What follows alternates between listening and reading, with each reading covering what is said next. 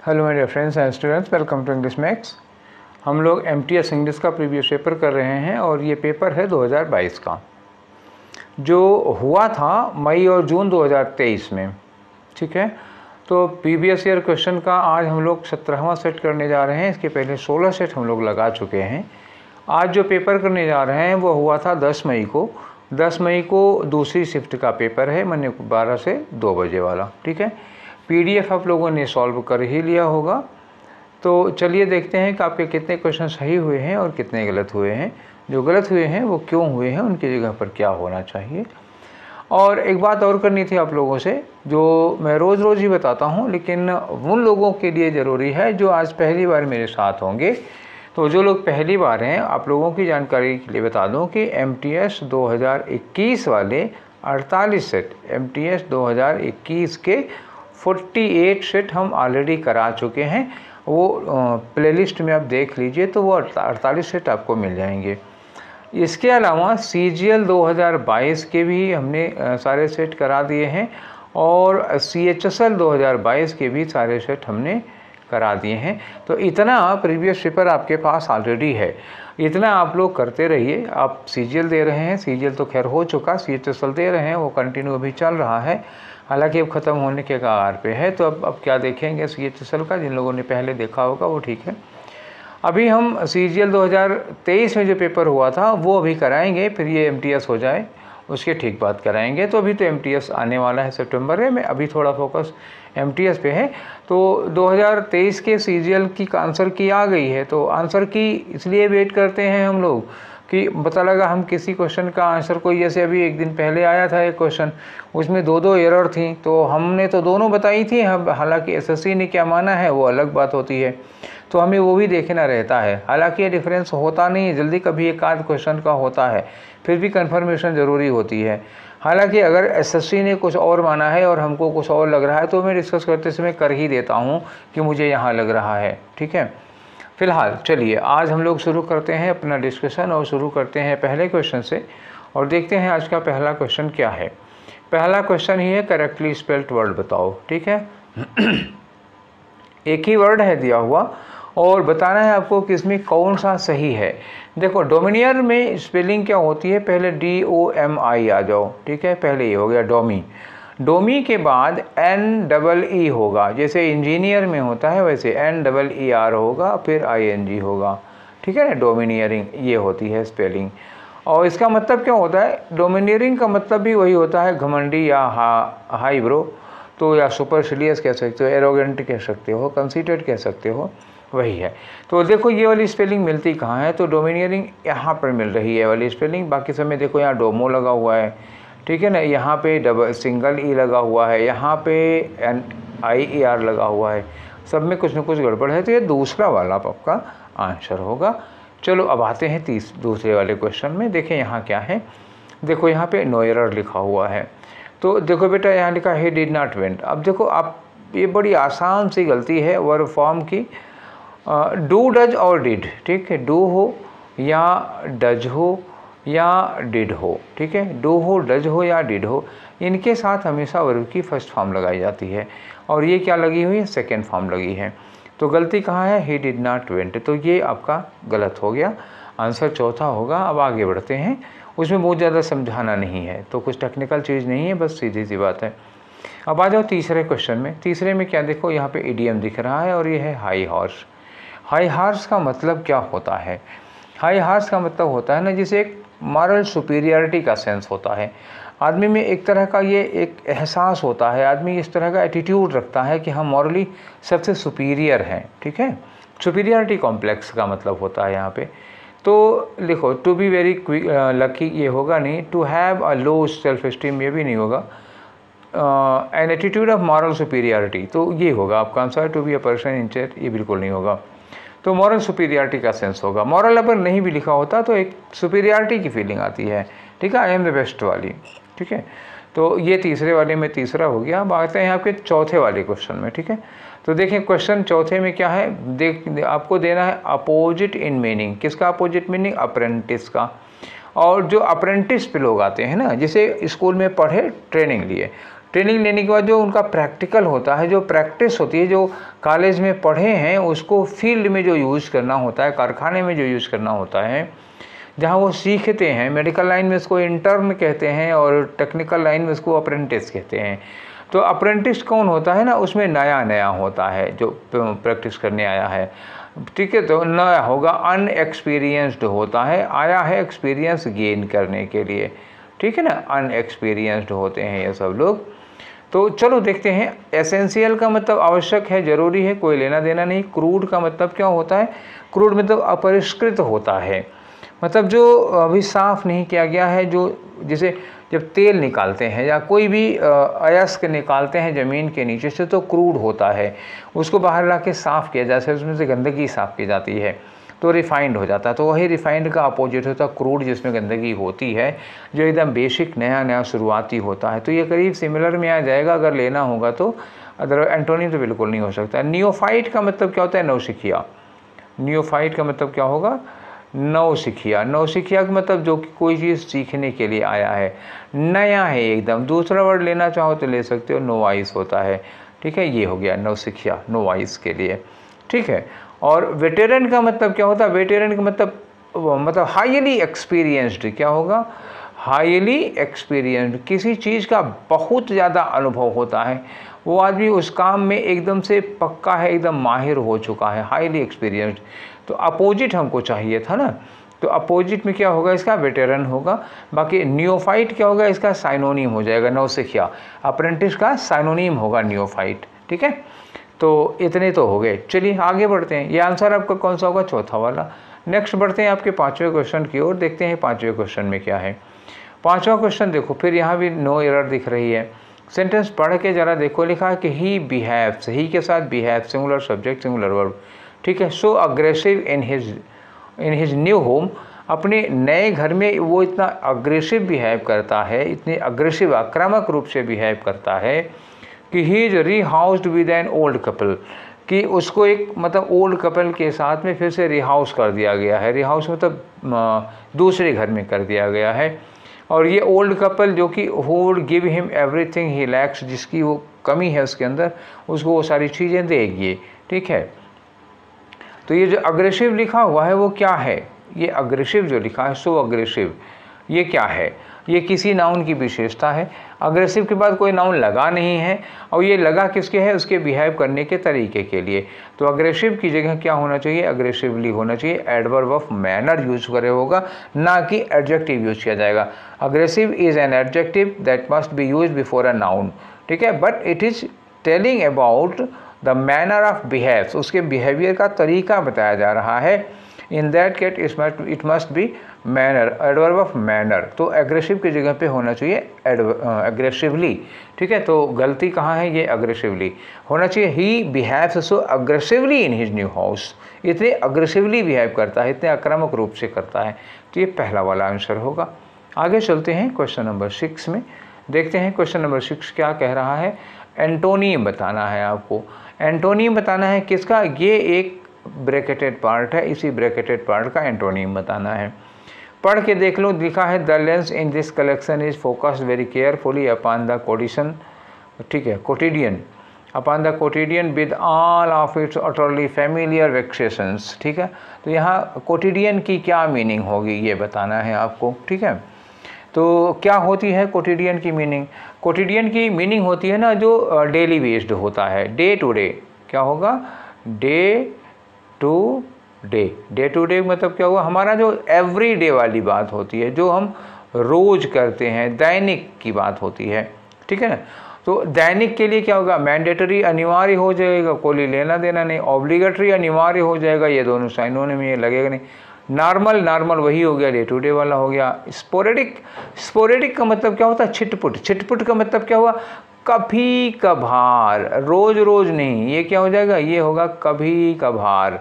तो देखो अब ऊपर वाले तीनों में से कोई नहीं हो रहा है, ठीक है। तो अब ये कोटिडियन का मतलब ये हो गया कि जो हमारा एवरीडे जो होता है, जो काम हम प्रतिदिन जो हमारी दिनचर्या होती है वो होती है, तो ये रोज़ रोज़ होता है। और स्पोरेडिक का मतलब क्या, वो कभी साल 6 महीने में एक आध बार होता है। तो ये आपका एंटोनिम बनेगा, ठीक है। अब बताना एंटोनिम है तो उसका एंटोनिम यही स्पोरेडिक बनेगा। ठीक है, आगे बढ़ लेते हैं, देखते हैं क्वेश्चन नंबर 7 में। और 7 में करना क्या है, ये देखो खाली जगह भरनी है। He wanted me to dash your necklace, वो चाहता था कि मैं आपका नेकलेस क्या करूं, तो मैं आपका नेकलेस टर्न करूं। टर्न एक्चुअली वर्ब नहीं है, ये एडजेक्टिव है, तो ये लगेगा ही नहीं। स्टीम का मतलब क्या होता है, गर्म करना, भाप देना। तो वो चाहता था मैं आपके नेकलेस को भाप दूँ, या तो भाप देने से कोई मतलब नहीं है। ये स्टील नाउन है, इसका मतलब होता है इस्पात, मतलब स्टील जो लोहे से बना होता है वो है। तो ये नाउन है, ये लगाना नहीं है ना, टू के साथ और की फर्स्ट फॉर्म आएगी। तो ये स्टील का मतलब क्या होता है, STEAL होता है स्टील, इसका मतलब क्या होता है चुराना। तो हमको ये लगाना पड़ेगा, he wanted me to steal your necklace, वो चाहता था कि मैं आपका नेकलेस चुरा लूँ, तो ये चौथा वाला लगेगा, ठीक है, स्टील के सेंस में। अब आगे आ जाओ, अगला क्वेश्चन आपका 8th नंबर का। 8th नंबर में क्या है, एक वर्ड दिया हुआ है और ये 4 ऑप्शन है। अब यहाँ देखो तो क्या लिखा, मीन्स द सेम, ठीक है, किसकी मीनिंग सिमिलर है, तो इसका आपको साइनोनिम बताना है। बैकफायर, बैकफायर क्या होती है, जैसे कोई मशीन है आपकी, तो वो मशीन अगर बैकफायर कर देती है, तो बैकफायर करने का मतलब हुआ कि मशीन ख़राब हो गई है, ठीक है, मशीन फेल हो गई है, ध्वस्त हो गई, मतलब बैकफायर देने का मतलब कोलैप्स कर गई मशीन, ठीक है, वो काम नहीं करेगी, अब पीछे से धुआं फेंक दिया, तो बैकफायर होता है। तो बैकफायर का मतलब मशीन कोलैप्स कर गई, मतलब वो ख़राब हो गई है, डैमेज हो गई, बिगड़ गई, आउट ऑफ ऑर्डर हो गई है, अब ये काम नहीं करेगी, ठीक है, तो ये आउट ऑफ ऑर्डर हो जाना, ठीक है। अच्छा, फ्लोरिड क्या होगा, फ्लोरिड का मतलब होता है ना बहुत भड़कीला, एकदम रंग बिरंगा, क्या लिखे, भड़कीला लिखे, रंग बिरंगा लिखे, रंग बिरंगा लिखो, जो कई रंग का होता है, एकदम फूलों जैसा, जैसे आप किसी पार्क में चले गए हैं तो रंग बिरंगी चीज़ें मिलते हैं, तो फ्लोरिड वो ही होता है, फ्लोरिड रंग बिरंगा, तितली के जैसे कई कलर के होते हैं। फ्लड बाढ़ होती है, आपको पता ही है, कोलैप्स। और फ्लरिश का मतलब क्या होता है, फ्लरिश का मतलब ग्रो करना, कहीं पे डेवलप करना, फलना फूलना तेज़ी के साथ, तो वो फ्लरिश हो जाता है। फिलहाल यहाँ आपका बैकफायर का जो साइनोनिम होगा वो क्या होगा, कोलैप्स कर जाना, और ये एक्चुअली मशीनों के लिए यूज किया जाता है, ठीक है, कोई मशीन ख़राब हो गई, ठीक है, तो उसके लिए लगता है। अब आगे आ जाओ अपने अगले वाले क्वेश्चन में, देखते हैं आपका क्वेश्चन नंबर 9 क्या कह रहा है। 9 में देखो यहाँ लिखा है नो एरर, ठीक है, और ये स्लैश भी काफ़ी कुछ यही कह रहे हैं, हालांकि स्लैश पे बड़ी गारंटी नहीं है, आप स्टेटमेंट देख लीजिएगा नो एरर है या नहीं, तो आप ऑप्शन में देखिएगा कि स्लैश लगा हो तो किसी ऑप्शन में नो एरर आपको मिल जाएगा, ठीक है, तो ये देख लीजिएगा। लिखा क्या है कि इन डूइंग सो, ऐसा करके ही हैव एक्वेंटेड। अब आगे बढ़ने की कोई ज़रूरत नहीं है, ये ह्यूज सिंगुलर सब्जेक्ट है और हैव प्लूरल वर्ब है। ही क्या है, सिंगुलर सब्जेक्ट, और हैव का है प्लूरल वर्ब, इसकी जगह होना क्या चाहिए था, ही हैज़ होना चाहिए था, ठीक है, ये गलत हो गया। In doing so he have acquainted, लिखा himself with the geological features and colours of the stone of the air of the site, ठीक है। तो अब चाहे तो हम हैव हटाएं, ही एक्वेंटेड कर दें, पास्ट इंडेफिनिट हो जाए, तभी हैव हटाना पड़ेगा, और अगर नहीं हटाओगे तो हैव की जगह हैज करना पड़ेगा। फिलहाल ही के साथ हैव हर हाल में गलत है, गलती वहीं पर होगी, और आपका आंसर कौन सा होगा, ये वाला, क्योंकि यहाँ लिखा है ही हैव एक्वेंटेड, ठीक है। तो चलिए, अब ये हो गया आपका 9वां वाला क्वेश्चन। अब आते हैं आपके क्वेश्चन नंबर 10 में, देखते हैं 10 में क्या करना है। 10 में देखो चारों वर्ड अलग अलग दिए हैं, तो यहाँ कह रहे हैं कि most appropriate word for the given group of word, ये इतना एक ग्रुप ऑफ वर्ड दिया हुआ है, सेंटेंस हो या ना हो सकता है वो फ्रेज हो, उसकी जगह पर एक वर्ड लगाओ, क्या लगा सकते हो, इम्पॉसिबल टू डिनाई, कोई ऐसी चीज़ जिससे आप इनकार नहीं कर सकते हैं, या कोई ऐसी चीज़ जिसको आप डिसअप्रूव नहीं कर सकते हैं, मतलब जिसे आप अप्रूव हर हाल में करेंगे, जिसको आप एक्सेप्ट हर हाल में करेंगे, जिसको आप डिनाई या डिसअप्रूव कर ही नहीं सकते, इम्पॉसिबल है, तो इसका मतलब क्या हुआ, वो क्या होगा, वो ट्रुथ होगा, ठीक, क्या होगा, सत्य है। जैसे सूरज पूरब से निकलता है, हम ना तो उसको डिसअप्रूव कर सकते हैं ना तो डिनाई कर सकते हैं। मतलब क्या हुआ कि ये एकदम से अविवादित है। अविवादित का मतलब इस पर कोई क्वेश्चन ही नहीं है, या आप कह सकते हो अनक्वेश्चनेबल है वो, ठीक है ना। अनक्वेश्चनेबल मतलब जिस पर कोई सवाल ही नहीं, जिस पर कोई क्वेश्चन ही नहीं पैदा हो सकता है, ठीक है, तो ये हमको ढूंढना है। फ्रेंजेबल, फ्रेंजेबल का मतलब क्या होता है, फ्रेगाइल, फ्रेंजेबल या फ्रेगाइल, फ्रेगाइल का मतलब क्षणभंगुर होता है। इजीली ब्रेकेबल, जैसे शीशा होता है, गिर गया, चूर चूर हो जाता है, तो फ्रेगाइल होता है, जो भंगुर होता है। केमिस्ट्री का वर्ड है फ्रेगाइल या ब्रिटल, भंगुर, जो इजीली ब्रेकेबल होता है, वो हो गया। तो फिलहाल इसका यहाँ कोई मतलब नहीं। असेलेबल है, तो असेल का मतलब क्या होता है? ASSAIL, तो असेल होता है अटैक करना, ठीक है, किसी पर हमला करना। तो असेलेबल मतलब क्या होगा कि वो चीज़ जिस पर हम अटैक कर सकते हो, तो अटैकेबल हो जाएगा, यहाँ भी कोई लेना देना नहीं। ड्यूटिबल, अब ड्यूबिटेबल क्या होगा? ड्यूबिटेबल का मतलब होता है ड्यूबियस, मतलब कोई ऐसा जिस पर हम शंका करते हैं। ड्यूबियस मतलब संदेहास्पद या संदिग्ध कह सकते हो, संदिग्ध। ड्यूबियस मतलब संदिग्ध, जिस पर हम शंका कर रहे होंगे किसी काम को लेकर के, तो ये भी नहीं होगा। इनकंट्रोवर्टिबल, इनकंट्रोवर्टिबल, देखो मैं एक बार इन सबको क्लियर कर दे रहा हूँ, आपको स्क्रीनशॉट लेना हो तो ले लो, और ये पूरा सीन में क्लियर करने जा रहा हूँ, फिर जो चीज़ें लिखा हूँ वो आपको नहीं मिलेगा, ठीक है, ये क्लियर हो गया। इनकंट्रोवर्टिबल, कंट्रोवर्सी किसको कहते हैं आप हमको ये बताओ, तो मैं आपको वो बता दूँ। कंट्रोवर्सी, ये कंट्रोवर्सी मतलब होता है ना, किसी चीज़ पर विवाद है, किसी चीज़ पर असहमति है कि नहीं? किसी चीज़, कंट्रोवर्सी कब होती है? जब आप कोई चीज़ होती है उससे आप सहमत हैं, मैं नहीं सहमत हूँ, या मैं किसी बात पे सहमत हूँ, आप नहीं सहमत हैं, हम अपने तर्क दे रहे हैं, आप अपने तर्क दे रहे हैं, तो दैट इज़ कंट्रोवर्सी। तो कंट्रोवर्टिबल इसी कंट्रोवर्सी से बना है कंट्रोवर्टिबल, तो इतना हो गया कंट्रोवर्टिबल।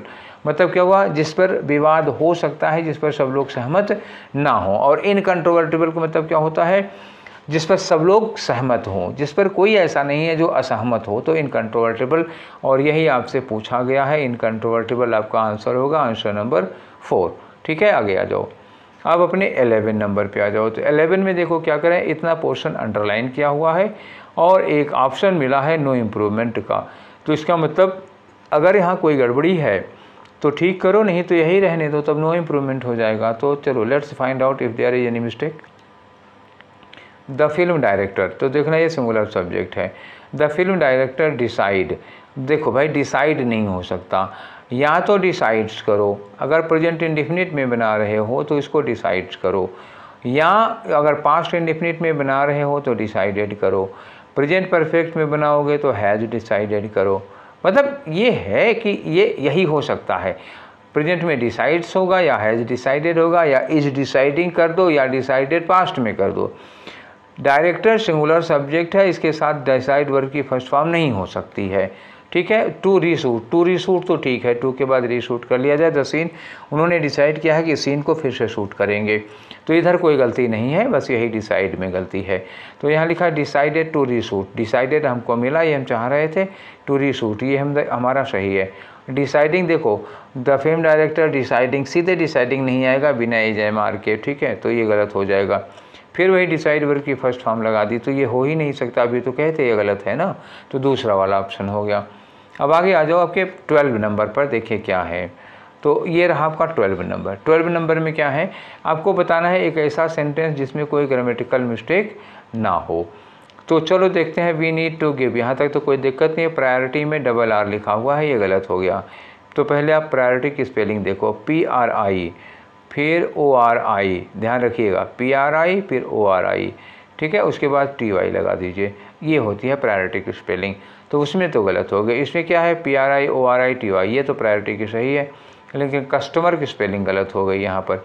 कस्टमर की स्पेलिंग क्या होगी? COSTO, कस्टो, और MER होता है, ठीक है, कस्टमर, ठीक।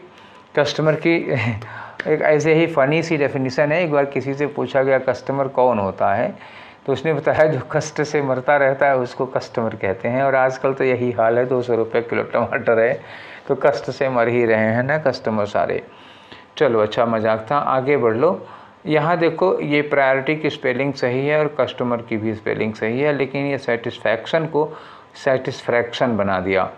तो अब सेटिस्फैक्शन की देख लो, पहले लिखो सतीश, ये SATIS हो गया, उसके बाद FAC और TION होगा, ठीक है। बता मैं इसलिए दिया कि आप जान लो, अगर कोई कन्फ्यूजन हो तो ऊपर वाले तीनों में जब गलत निकल ही चुका है तो हमारा ये ऑप्शन तो होना ही होना भाई, एक तो होगा ही।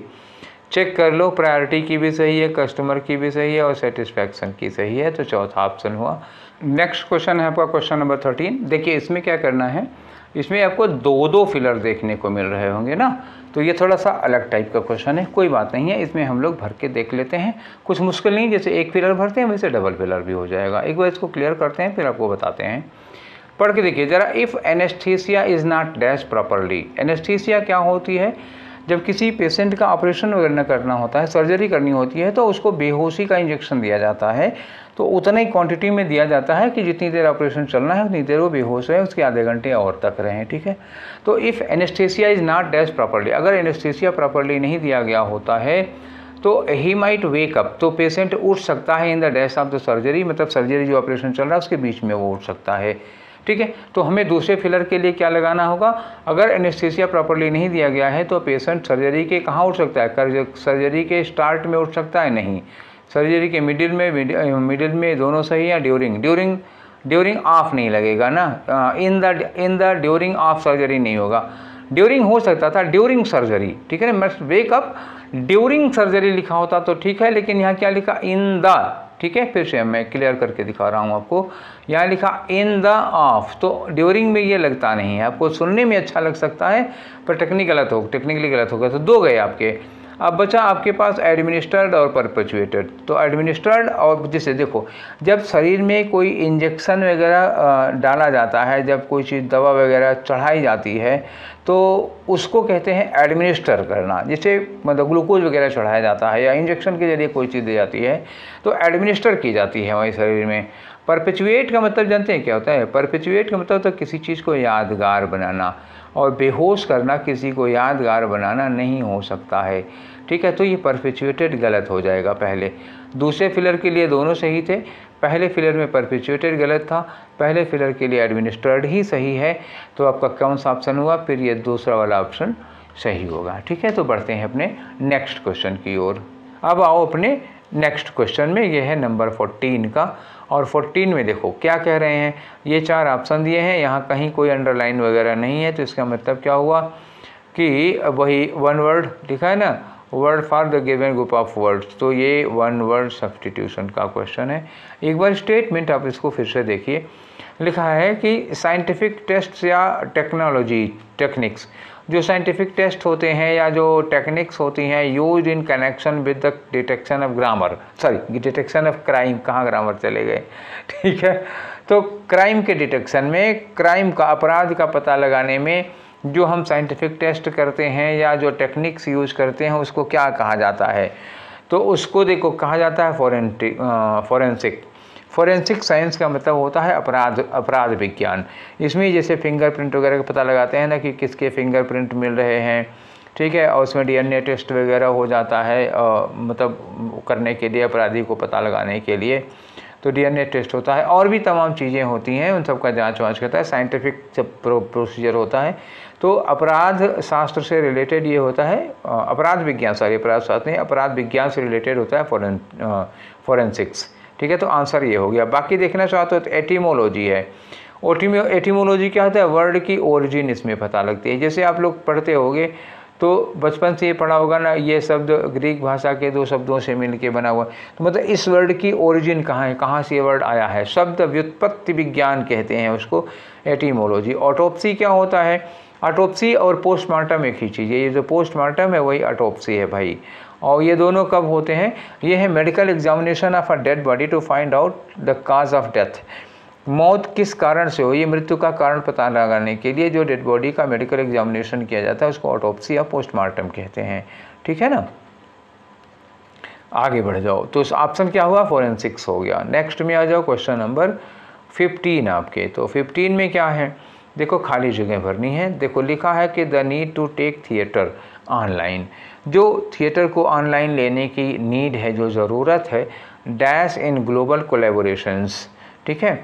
तो इन देखो, इन किसके साथ लग सकता है, एक तो हमें ये देखना है, दूसरी बात द नीड, ये नीड के लिए हमें वर्ब लगानी पड़ेगी, तो नीड के लिए देखो हैव रिजल्टेड तो लग नहीं सकता है भाई ना, हैव रिजल्टेड नीड के लिए ये प्लूरल हो जाएगा, हैज़ रिजल्टेड हो सकता है, सीधे रिजल्ट भी नहीं लग पाएगा क्योंकि द नीड सिंगुलर सब्जेक्ट है। अगर हम प्रेजेंट में भी करते हैं तो रिजल्ट में एस लगाना पड़ेगा, रिजल्ट्स लगाना पड़ेगा, या तो रिजल्टेड कर दो इसको है कि नहीं, या तो रिजल्टेड कर दो, तो ये तो गलत हो गया, नहीं लगेगा, है प्लूरल है, होगा नहीं।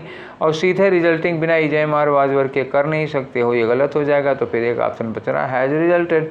अच्छा, हैज़ रिजल्टेड के बाद इन लगता भी है, ठीक है, तो तीसरा वाला आंसर हो गया। अब आगे आ जाओ अपने 16 नंबर पे, ठीक है।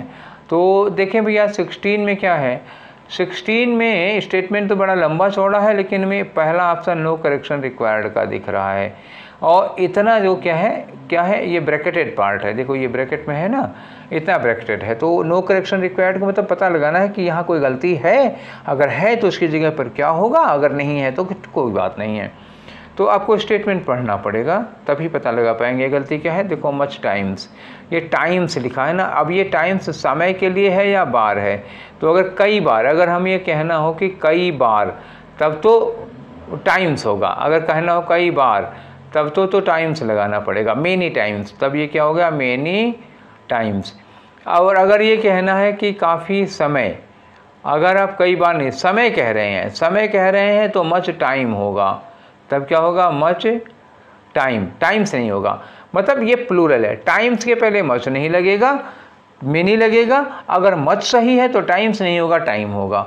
अब अगर समय के लिए लगेगा तो मच टाइम होगा, और कई बार कहना होगा तो मेनी टाइम्स होगा। इतनी बात समझ में आ गई। अब आगे पढ़ लो। अब आगे देखो क्या लिखा है कि आई हैव फेल्ट, मैंने महसूस किया है कि that conversations like these must take place in person. तो ऐसे कन्वर्सेशंस हैं जैसा अभी हम लोगों के बीच में हो रहा था, मस्ट टेक इन पर्सन मतलब उसको प्राइवेट में कहीं कोने में अकेले में करना चाहिए। तो मच टाइम्स मतलब बहुत समय हमने महसूस किया है, कि कई बार हमने महसूस किया है। तो सेंस क्या आ रहा है, कई बार का सेंस आ रहा है। और जो ऑप्शन है ना, ऑप्शन में सब मेनी लगा हुआ है, ठीक।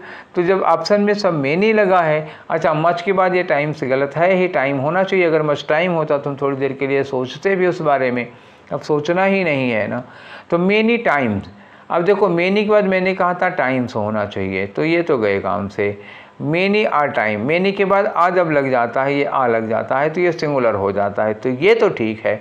और जब ये मेनी आ लगाओगे तो ये टाइम्स नहीं लिखोगे, मेनी आ के बाद टाइम लिखोगे, और मेनी टाइम्स होता है, ठीक है। तो ये मेनी टाइम्स होता है, ये इसलिए गलत हो गया। और मेनी आ टाइम्स नहीं, मेनी आ टाइम होगा, ये गड़बड़ हो गया। तो हमारा एक बचा है दूसरा वाला, जो आगे से पीछे से दोनों ओर से सही है, ठीक है। तो ये तीसरा वाला ले लो। अब आ जाओ अपने 17 नंबर पे। 17 में देखो ये ब्रैकेटेड पार्ट है, क्या इतना ब्रैकेटेड पार्ट को क्या करना है, कह रहे हैं नो सब्स्टिट्यूशन रिक्वायर्ड, मतलब इम्प्रूवमेंट की ज़रूरत है तो करो, नहीं ज़रूरत है तो ठीक, कोई बात नहीं है। तो Jane was asked by her aunt, Jane को उसकी आंट ने पूछा, तो आंट तो यहाँ तक में हो गया, फिर इन्वर्टेड कामा लगेगा, ठीक, इन्वर्टेड कामा लगेगा। यहाँ लिखा है वेयर वर यू, तो ठीक है, वेयर वर यू तो सही है। लास्ट नाइट या लीस्ट नाइट नहीं बेटा, यहाँ क्या होगा, लास्ट नाइट होगा। तो जहाँ पे बाकी सब कुछ ठीक है, जहाँ पे मिले where were you last night वो सही हो जाएगा। तो नो सब्स्टिट्यूशन रिक्वायर्ड तो हुआ नहीं, आंट के बाद ये दैट नहीं लगेगा क्योंकि डायरेक्ट में लिखा है ना, इन्वर्टेड कामा लगा हुआ है। अब यहाँ लिखा आंट ने कहा कि where were you last night, ये तीसरा वाला एकदम सही है। Where last night you was, देखो यू के साथ वाज नहीं लगता, चौथा नहीं होगा, तो ये तीसरा वाला ही पॉसिबल है। अब आगे आ जाओ अपने 18 पे। तो 18 में क्या कह रहे हैं, देखो साइनोनिम बताना है। किसका साइनोनिम बताना, अनफेमिलियर का। अनफेमिलियर कौन होता है, अपरिचित होता है। फेमिलियर कौन होता है, परिचित व्यक्ति होता है जिसके बारे में हम पहले से कुछ जानते हों, और अनफेमिलियर अपरिचित हुआ। तो इसका साइनोनिम बताना है। तो साइनोनिम कौन सा होगा, स्ट्रेंज हो जाएगा, यही तो अपरिचित व्यक्ति होता है। अच्छा बाकी जानना चाहते हो तो समझ लो, प्रोडिगल किसको कहते हैं, लुटाऊं। लुटाऊं कौन होता है, जो 10 की जगह 20 खर्च करता है, उसको क्या कहते हैं, लुटाऊं। या एक्स्ट्रावेजेंट, फिजूल खर्च आदमी कह सकते हो, लेविश, एक्स्ट्रावेजेंट, स्पेंड थ्रिफ्ट हो गया, प्रोडिगल हो गया, ये लुटाता है। स्पेयरिंग कौन होता है, अनस्पेयरिंग निर्मम होता है। निर्मम का मतलब क्या होता है, जिसके अंदर ममता या दया नहीं होती है, क्रूएल होता है, अनकाइंड होता है। पैरेलल समानांतर होता है, जैसे एक लाइन ये है, इसी के बराबर एक लाइन ये खींच देती है, पैरेलल हो जाती है, ठीक है। आंसर कौन सा हो गया, स्ट्रेंज हो जाएगा आपका। अब 19 में आओ, देखो तो देखो यहाँ क्या कह रहे हैं, यहाँ भी देखो एक ब्रैकेटेड पार्ट है, तो अब ब्रैकेटेड पार्ट का मतलब दो चीज़ हो सकती है, या तो वो इम्प्रूवमेंट का होगा, एंटोनिम साइनोनिम होगा। अच्छा, एक फ्रेज की टाइप में दिया है ना, एंटोनिम साइनोनिम तो है नहीं, तो यह वन वर्ड सब्स्टिट्यूशन भी हो सकता है या इडियम हो सकता है इसकी जगह पर। अच्छा, नो सब्स्टिट्यूशन या नो इम्प्रूवमेंट दिया ही नहीं है, चारों मीनिंग दी हुई है। अब आपको क्या करना है, एक बार स्टेटमेंट देख लेना है कि most appropriate meaning of the bracketed idiom, ये इडियम है ना। तो आ जाओ इडियम, देखो यहाँ पे क्या लिखा है, after repeated failure and disappointments he was tempted to throw up the sponge. उसने मतलब वो इस और इंस्पायर हुआ कि थ्रो अप द स्पॉन्ज। आगे लिखा है कि बट लेकिन कंटिन्यूड परसिवरेंस, जो लगातार प्रयास करता रहा, फाइनली ब्रॉट सक्सेस, उसको उसकी वजह से फाइनली सफलता मिल ही जाती है। ठीक है, तो थ्रो अप द स्पॉन्ज क्या मतलब होगा इसका, देखो थ्रो अप द स्पॉन्ज का मतलब होता है हम जो कोशिशें कर रहे हैं उनको छोड़ दें, गिव अप कर दें, सरेंडर करते हैं। मतलब टू गिव अप या सरेंडर योर एफर्ट्स, जो तुम अब कोशिश कर रहे हो, मेहनत कर रहे हो, जो कंपटीशन कर रहे हो, भैया अब हमसे कुछ नहीं होगा, अब छोड़ रहे हैं, ये सोच लेना। आंसर में आ जाओ, टू कैच समबडी गार्ड ये होगा नहीं, टू बी एफर्ड नहीं होगा, टू सरेंडर या गिव अप कंटेस्ट यही होता, आप मैदान छोड़ दे रहे हैं। तीसरा वाला होगा टू रिवील सीक्रेट इन्फॉर्मेशन नहीं होगा, आपका आंसर 3 हुआ। आगे आ जाओ 20 में। ठीक है, तो ये रहा आपका 20 में फिर से खाली जगह है, देखो क्या लिखा है, एज आ प्रिलिमिनरी। ठीक है ना, as a preliminary to negotiation, मतलब नेगोशिएशन का जो प्रिलिमिनरी होता है उसमें क्या है कि government was required to, government से क्या रिक्वायरमेंट थी, गवर्नमेंट से रिक्वायरमेंट थी कि डैश ऑल ऑब्नॉक्सियस मेजर्स, कि गवर्नमेंट जितने भी ऑब्नॉक्सियस मेजर्स हैं उन सारे ऑब्नॉक्सियस मेजर्स को क्या करे, छोड़ दे, उनको त्याग दे। ठीक है, तो उसको क्या करना पड़ेगा, आपको छोड़ना पड़ेगा। तो क्वेंट का क्या मतलब होता है, 1 पे बताओ। इसमें क्वेंट का मतलब क्या होता है, विचित्र सा होता है, अजीब सा होता है। अभी एक के पहले आ चुका है विचित्र, ठीक है, जो स्ट्रेंज सा लगेगा, जो नहीं जानते हो आप। रिक्विसाइट का मतलब क्या होता है, जैसे कभी कभी होता है ना कि कोई काम करना है उसके लिए प्री रिक्विसाइट ये होता है, पहले जिन चीज़ों की ज़रूरत होती है, पहले से जिन चीज़ों की हमें एक्सपेक्टेशन होती हैं, जो नीडेड हैं, क्या है, जो एक्सपेक्टेड हैं, या जो चीज़ें पहले से नीडेड है, रिक्वायरमेंट्स हैं, वो चीज़ें हो जाती हैं। और रेसिंड का मतलब क्या होता है, रेसिंड का मतलब विड्रा करना, वापस लेना, कैंसिल करना या रद्द करना।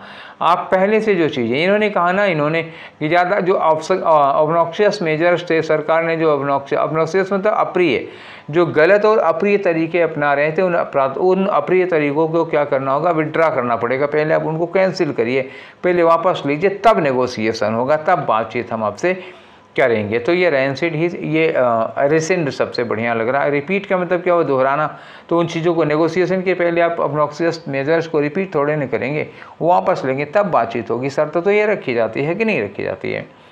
ठीक है, तो अब आते हैं हम लोग 21 में, और देखो 21 से लेकर के 25 तक में क्या करना होता है वो हम लोग पहले से देखते आए हैं। तो अब चलो इसको पढ़ लेते हैं। गेमिंग इन बैंकिंग सेक्टर, मतलब बैंकिंग सेक्टर में वो जुआ खेलने वाली भी गेम नहीं है, ये लोन वोन देने में जो होता है मैटर, उसको कहते हैं गेमिंग इन बैंकिंग सेक्टर। तो जो बैंकिंग सेक्टर में गेमिंग है, seems virtually dash to eliminate, मतलब इसका ख़त्म होना लगभग क्या लग रहा है, कैसा, पॉसिबल लग रहा है कि इम्पॉसिबल लग रहा है। आगे पढ़ के देखते हैं, वैसे मुश्किल लग रहा है कि बैंकिंग सेक्टर में गेमिंग को क्या करना, एलिमिनेट करना, करीब करीब क्या लग रहा होगा, असंभव से होगा। लिखा है the only effective measure to end it, एकमात्र इफेक्टिव उपाय इसको ख़त्म करने का क्या है कि would be to dash bankers personally liable, मतलब बैंकर्स को पर्सनली लॉसेस के लिए, फॉर लॉसेस के लिए बैंकर्स को जिम्मेदार मान लिया जाए, बस बात ख़त्म हो गई। ठीक है, तो अब ये सब जो गेमिंग है वो नहीं होगी कि मतलब किसी को लोन दिया और डिफ़ॉल्ट करके भाग गए, उनका सब बाद में रफा दफा होता है। इसके लिए अगर आप बैंकर्स को पर्सनली लायबल जिम्मेदार कर दीजिए तो एक भी डिफ़ॉल्ट नहीं होगा।